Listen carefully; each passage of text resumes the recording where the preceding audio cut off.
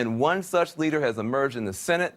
Her hard and messy truths are making waves on the right and the left, and she is with us tonight. Please welcome to the Van Jones Show, Senator Kirsten Gillibrand.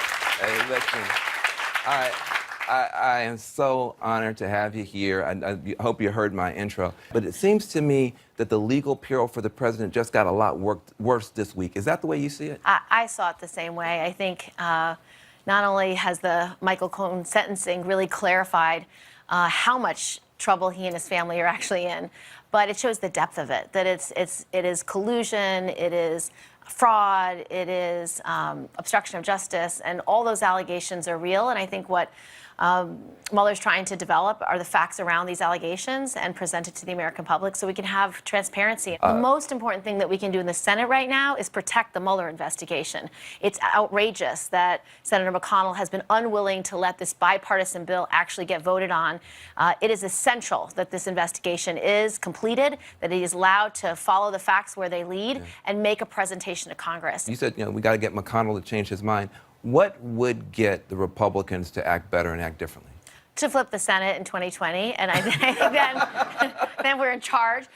No, but more than that, I think we have to keep talking about the needs of the people that we serve. We're public servants first. We're supposed to be helping people. The last bipartisan moment that we saw, though, was in the White House with Chuck and Nancy talking to Pence and Trump. How did you feel that Chuck and Nancy did in that famous exchange now between them and the president? Well, they did very well. Senator Schumer just smiled as he said, "I will shut down government. It will be a Trump shutdown." And Chuck's like, yes, it will, with that very confident smile. And Nancy Pelosi showed that she is tough as nails, that she is an extraordinary person who understands not only the power she brings to the table, but how important the American people's voices are in that meeting. Was it frustrating to you to see people turning on Nancy Pelosi after she had such a tremendous victory? It's very frustrating because she's really effective. She's one of the best power players ever in the history of ever.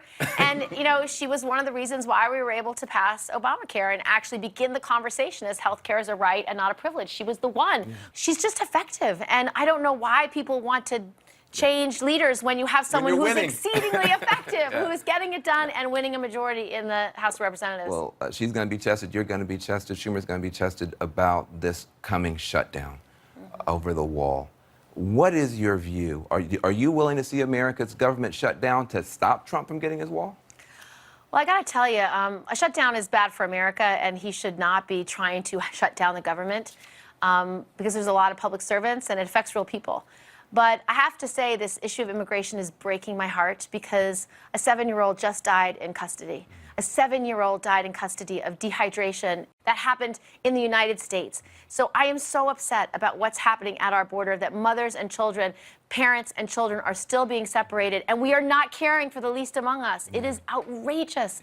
And so this president's constant focus on this wall, as Nancy Pelosi said, is disturbing. It is not good policy. It is a waste of money, and it's just going to continue to divide this country in a way that is not right. Of course, Democrats believe in border security, but a wall's not going to get you where you need to go. Well, let's talk about that because, you've evolved on the question of immigration. When you first started out, you were representing more of a rural district, more of a red district, and you were, against sanctuary cities, et cetera. And then over time, your position is different. How do you explain where you were and how you are and where you are now? It's just opening your heart and meeting with people who are suffering because of terrible immigration policies. When you hear about families being separated, when you hear about the trauma that's created in children's lives, you want to change that. And so when I became senator, I just spent more time talking to my constituents around the state and realized I really didn't have it right. And so I changed. I changed my view, and I really do care about families, and I care about immigrant children as much as I care about my own children, as we should. And that's who we are as Americans.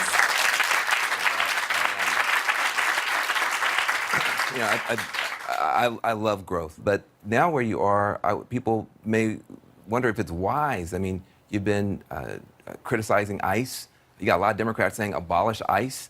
That's almost like saying abolish the police to a lot of people. How do you explain yourself to take a position so critical of a really important function for the government? So Democrats believe in border security. Customs and Border is actually in charge of border security. ICE was created in 2003 specifically with an anti-terrorism mission. Their job after 9/11 was to make sure that we don't have cross-border terrorism, to deal with human trafficking, to deal with drug trafficking, weapons trafficking. And unfortunately, as 19 ICE agents actually wrote in a letter, because of the family separations at the border, it has so destroyed ICE's reputation that they are no longer able to accomplish their anti-terrorism mission. People don't trust them, or not only are funds being diverted to removal operations and enforcement operations, but local law enforcement are not trusting them to do the anti-terrorism operations. So 19 ICE agents, heads of the anti-terrorism mission, wrote to the Secretary of Homeland Security and said you need to get rid of ICE because it is so destroyed. So I believe you should disband it. You should take out those two missions.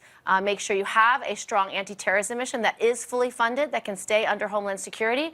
But I believe that immigration should be under the Department of Justice, where you have real judges who deal with asylum. The fact that this president doesn't believe in asylum is an outrage. That is who we are as Americans. We're a country founded by immigrants. Yeah. And so that mission should be dealt with so differently from a much more humanitarian perspective. We are not afraid of refugees. But if you were a skeptical progressive, you kind of look at you and you say, well, you start off in a different place on immigration, and now you're more progressive on that. On guns, you started off, more kind of pro-Second Amendment. Now you went from having an A to an F from the NRA. Yes. People are going to look at you and they're going to say, who is she? Is she growing?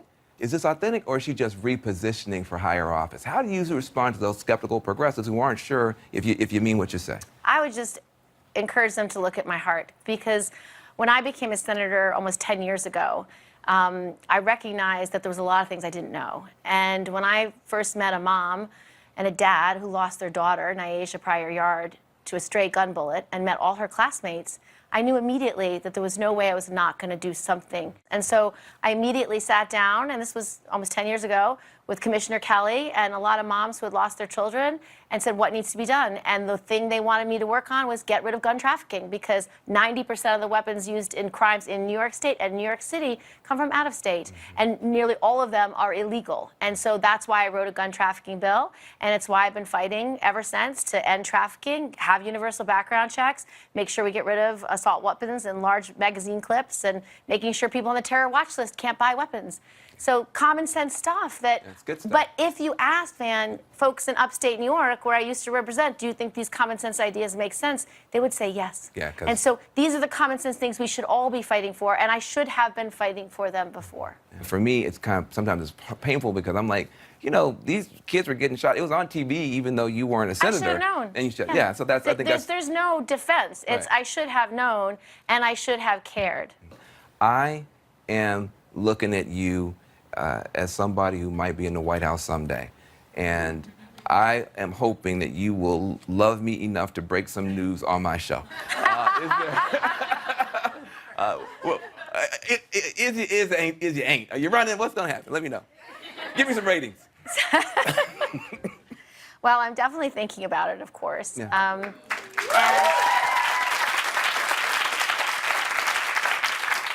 And I'm going to think about it over the holidays with my children and my husband, and I will make a decision soon. But I do think it's a moral question, and this is sort of where my faith drives me. I do believe in these moments of great darkness, of great pain, of great suffering, of great division, of great hatred, that all of us are called to do something, to change that, to restore the light, to restore what is good in our world.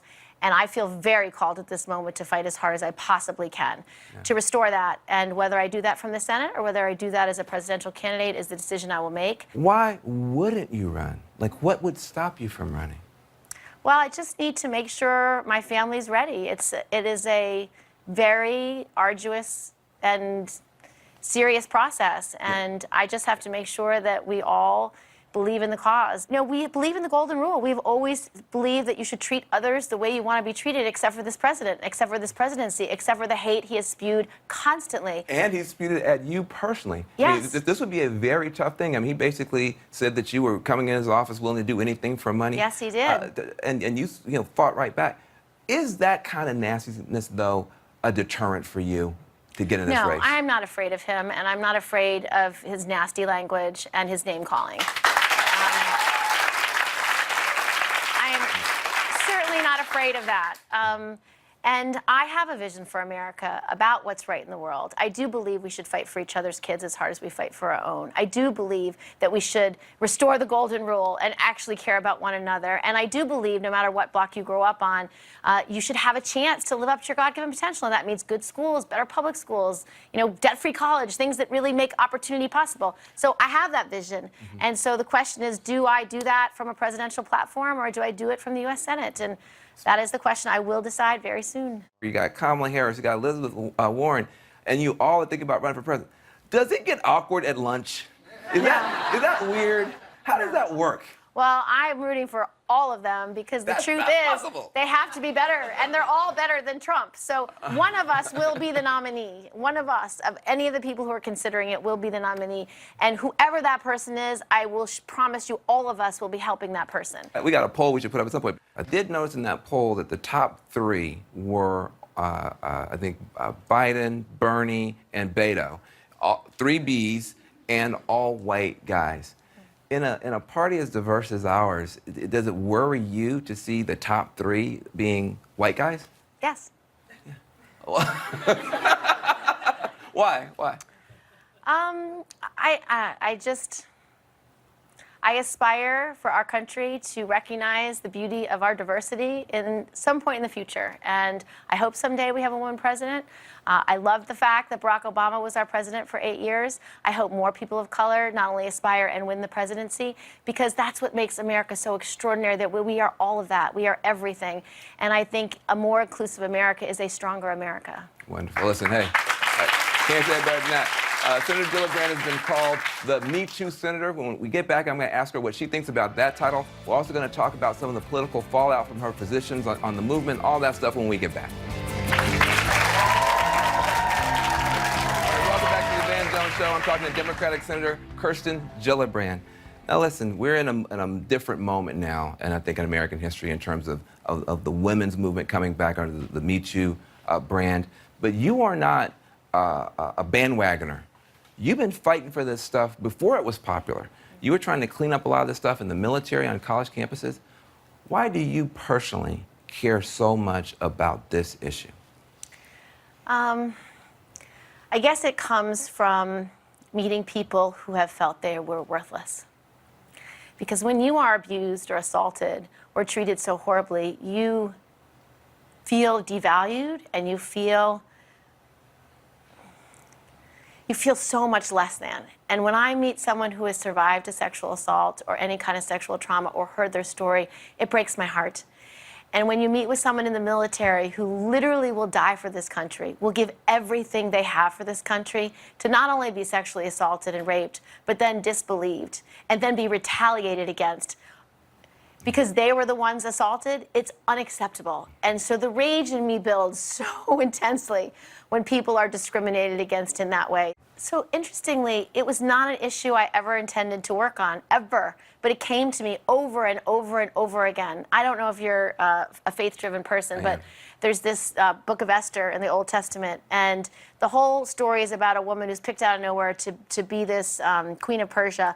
And she's young and she's beautiful and she's really inexperienced, but when her uncle says the Jews are going to be slaughtered and you are the only one that can stop it, you have to be ready today. Maybe you're at this position at a time like this for a time such as this, and you have to be brave. And I just think it kept coming, like, you need to look at this, Kirsten. There's a lot of problems of women in the military, a lot of sexual, and I kept saying, oh yeah, I'll look at it, and I never looked at it until finally, within several times, someone hands me a film and says, watch this. And it was called The Invisible War. And it made me cry. I made my whole staff watch it. And I just said, this is going to be our thing. We are not going to stop until we achieve this. But you've also been fighting for that inside of Congress, which brings me to, of course, Al Franken. Yeah. How do you Looking back now, a lot of people were frustrated with you. They said you went too fast. It was a rush to judgment. Maybe it wasn't fair the way that it went down with him. Looking back, how do you evaluate your role in Franken deciding to resign? So sometimes you just have to do what's right, even if it's painful, even if it's hard, even if it's someone you like or love. And the truth was, there were 8 credible allegations, and the last person was a congressional staffer. And having worked in the space for 5 years, if I can't protect the women in my workspace, if I can't not only stand up for women who feel abused or feel harassed in our workplace, then I'm not doing my job. And so I just got to a point where enough was enough. And you have young sons, I have young sons. The conversations I was having at home with my oldest son, and Theo would say, Mom, why are you being so tough on Al Franken? And I said, Theo, let's be clear. You cannot grope women anywhere on their bodies without their consent. It's not okay for you. It's not okay for Senator Franken. And so I chose not to stay silent because that was my option. Say nothing, and through my saying nothing, defending, or say it's not okay with me. And so after the 8th allegation, I just said it's not okay. So there was a third option, which is to say, hey, get through this process, go through the process. And I'm concerned, but I'm not calling for the resignation. Looking back, do you have any regrets that you didn't take that third option and go through the process with him? That was his decision, not mine. My decision is to say whether I think groping 8 women without their consent is okay. And it's not. And it's an outrage that people believe that a woman who says it's not okay should be blamed for someone who groped 8 women. That is also not okay. I just think you have to do what's right even when it's hard, especially when it's hard. And this was really hard. Yeah. We all respected and really liked Senator Franken. And I was as sad as anybody was that there were 8 allegations, credible allegations against him. You've been making some tough choices inside of this. I think the other tough choices with regard to the Clintons. I think you were close to them. I don't know if you're still close to them. But in reflection, you now say you feel that Bill Clinton should have resigned during the Monica Lewinsky situation. How hard is that personally for you? What you did wasn't acceptable, and I don't think you should. The conversations, how tough is that? Very, but the conversations we're having today are so different. That wasn't necessarily how people felt back then. It wasn't the standard. But today, when we have someone in the White House, President Trump, who has been credibly accused by more than a dozen women of sexual assault, we need transparency. President Trump should resign. Congress should investigate him. Yeah. There should be oversight and accountability. It's not okay. And ultimately, Van, what all these conversations are about is, do we value women? Do we actually value them? Do we listen to them when they talk about being harassed or assaulted or raped? Do we believe them? Believe them just enough to do the investigation? If someone came into your office and said, my computer was just stolen, you're not going to say, well, was your computer stolen, or what were you wearing? Like, honestly, that is the question that women get asked. You tweeted out, the future is female, and you broke the internet. People felt that you were saying that the future is female only, and that you were leaving men out. The bad thing about Twitter is you can't edit. Would you edit that post now if you had the opportunity to No, I just think clarify the people who are so concerned don't understand what it means. It just means please include the ladies in the future, because they're not really included today. What we just saw in this last election was extraordinary women running. 120 women ran for Congress and won. The first 2 Muslim American women won. The first 2 Native American women ran and won. We had women of color. We had black women. It was so extraordinary. And they won because women voted. But can you see how, like when we said Black Lives Matter, a lot of white people thought we were saying only Black Lives Correct. Matter. And almost wish we had said Black Lives Matter too, or the future is female too. Can you see how people might hear it bad? Yes, and they just don't get it. Yeah. That's good. Well, all right. You are doing everything you can to make sure people do get it, including this beautiful, amazing book. She is an author, by the way. Give her a big round of applause for being an author. It's called Bold and Brave, 10 Heroes Who Won Women the Right to Vote. And your kids were involved in this project, or your youngest. So Henry helped me, and we talk about 10 women who did extraordinary things for the suffrage movement. Ones that you know from our history, like Harriet Tubman and Sojourner Truth and Susan B. Anthony, and ones you might not know as much about, like Mary Church Terrell or Alice Paul or Inez Mulholland. But these stories will come to life for any person of any age. And what it shows the young readers is that sometimes you have to be really bold and really brave to break through, for people to listen to you, to know what's important to you. And then I want to teach kids that it's been done before. You don't have to be afraid. You can be bold. You can be brave. Senator, I thank you so much for being here. I guess just the best of luck, whatever you decide to do in 2020. We're behind you. We love you. Coming up, you're going to hear from another rising star in the Democratic Party. He just barely lost the election for Florida governor. Find out what's next for Andrew Gillum when we get back.